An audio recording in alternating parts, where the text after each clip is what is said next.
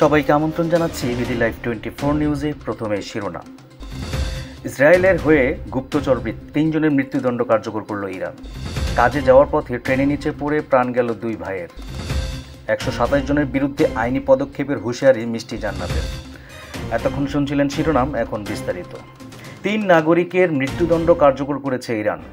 ইসরায়েলের গোয়েন্দা সংস্থা মোসাদের হয়ে গুপ্তচর বৃত্তির অভিযোগে তাদের বিরুদ্ধে এই সাজা কার্যকর করা হয়। তবে ঠিক কবে বা কখন তাদের গ্রেপ্তার করা হয়েছিল তা জানানো হয়নি। বুধবার 25 জুন এই তথ্য জানিয়েছে সংবাদ মাধ্যম আল জাজিরা। সংবাদ মাধ্যমটি বলছে, ইসরায়েলে গোয়েন্দা সংস্থা মোসাদের হয়ে গুপ্তচর বৃত্তির অভিযোগে ইরান 3 জন নাগরিককে ফাঁসি দিয়েছে। দেশটির বিচার বিভাগ সম্পর্কিত অনলাইন নিউজ পোর্টাল মিজান অনলাইনের প্রতিবেদনে এই তথ্য জানানো হয়েছে।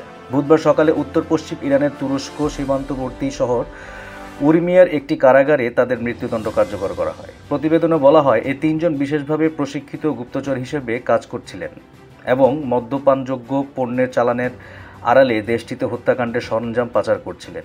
তবে কখন তাদের গ্রেপ্তার করা হয়েছিল সে বিষয়ে প্রতিবেদনে কিছুই উল্লেখ করা হয়নি। শুধু বলা হয়েছে তাদের বিরুদ্ধে ইসরায়েলের সঙ্গে সহযোগিতার মাধ্যমে আল্লাহর বিরুদ্ধে যুদ্ধ ঘোষণা এবং পৃথিবীতে অশান্তি ছড়ানোর অভিযোগ আনা হয়েছিল, যা ইরানের সর্বোচ্চ শাস্তিযোগ্য অপরাধ।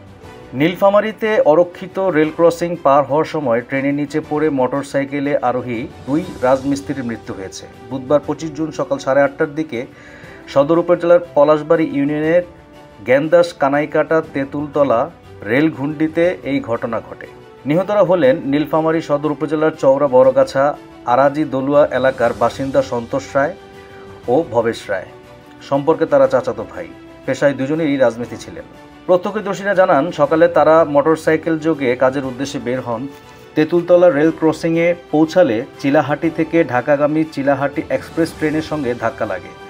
ঘটনাস্থলেই দুজনের মৃত্যু হয়। ট্রেনের সঙ্গে ধাক্কায় মোটরসাইকেলের ইঞ্জিন বিচ্ছিন্ন হয়ে নীলফামারী স্টেশন পর্যন্ত চলে যায়।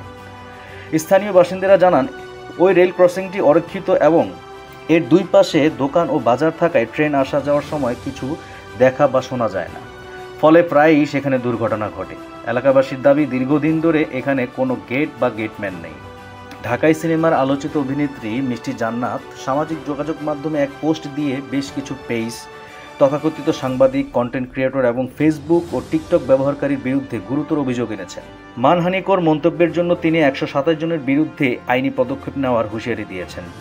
সামাজিক যোগাযোগ মাধ্যমে এক পোস্টে মিষ্টি জান্নাত লেখেন, কিছু পেজ এবং সোকল্ড জার্নালিস্ট নামক ভিউ ব্যবসায়ীদের নাম এবং কিছু কন্টেন্ট ক্রিয়েটর নাম 127 জন আমার পেজে বাজে কমেন্টকারী। তিনি আরও উল্লেখ করেন, এদের স্ক্রিনশট, লিঙ্ক সব এন্ট্রি করা হয়েছে। সাথে কিছু সোকল্ড ফেসবুকার, টিকটকার, এদের নাম নিয়ে আমার লয়ার এবং আমার ফ্যান ফলোয়ার পরিবার কাজ করছেন।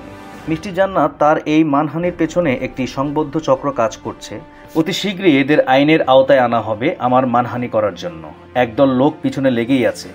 এখন তাদের আর কোনো ক্ষমা নেই। এই ঘটনায় ঢালিউড পাড়ায় মিশ্র প্রতিক্রিয়া দেখা গেছে। অনেকে মিষ্টি জান্নাতের এমন সাহসী পদক্ষেপকে স্বাগত জানিয়েছেন, আবার কেউ কেউ বিষয়টি নিয়ে কৌতূহল প্রকাশ করেছেন। দেশ বিদেশের তথ্যবহুল সংবাদ সবার আগে পেতে বিডি লাইভ 24 নিউজ ইউটিউব চ্যানেলটি সাবস্ক্রাইব করুন ও ফেসবুক পেজটি ফলো করুন।